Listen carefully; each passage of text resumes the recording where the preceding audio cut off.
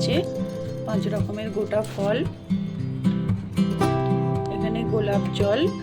তারপরে ঘি, মধু, এখানে আছে আতর, এটা ভস্য ঠাকুরের বইতে, অগরু, এটা অষ্টগন্ধা, টক দই, এখানে সিদ্ধি, কালো তিল, এই যে দুধ, দুধের মধ্যে জব দেওয়া আছে, এখানে